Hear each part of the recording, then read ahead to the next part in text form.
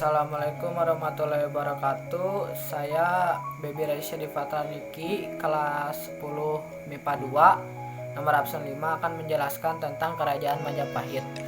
1. Tempat berdirinya Kerajaan Majapahit. Kerajaan Majapahit adalah sebuah kerajaan yang berpusat di Jawa Timur Indonesia, yang pernah berdiri sekitar tahun 1293 hingga 1527 Masehi.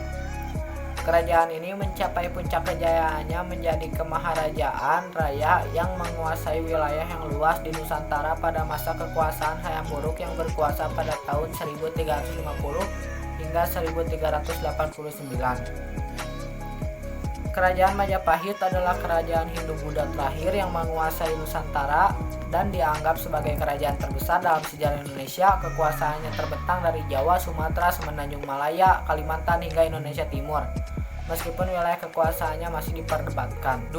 Sistem politik. Pola politik yang dibentuk Raden Wijaya tidak banyak mengalami perubahan selama kepemimpinan Hayam Wuruk, sehingga tidak heran pemerintahan Hayam Wuruk mampu bertahan selama 39 tahun.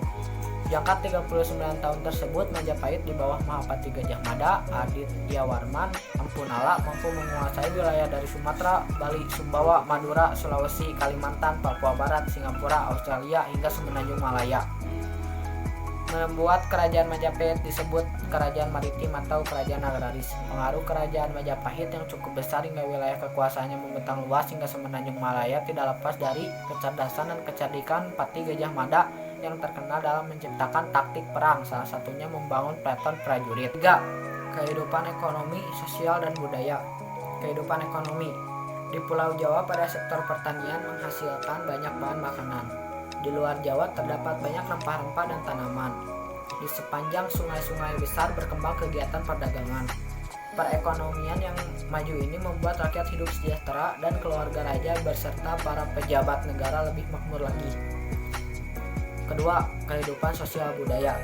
Kebudayaan penduduk Majapahit sudah sangat maju. Hal tersebut ditandai dengan perayaan keagamaan yang dirayakan setiap tahun. Sedangkan seni dan sastra yang sangat maju juga berperan dalam kehidupan budaya masyarakat Majapahit. Dari semua bangunan, tidak ada tiang-tiang yang luput dari ukiran halus dan warna yang indah. Terakhir, runtuhnya Kerajaan Majapahit.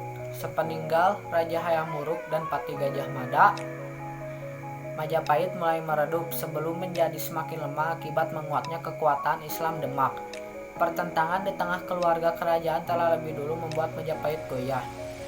Osrifol yang akrab dipanggil Ipul menjelaskan bahwa sumber tradisi menyebutkan Majapahit runtuh tahun 1478 pada masa pemerintahan Girindrawardhana akibat serangan kerajaan Islam Demak.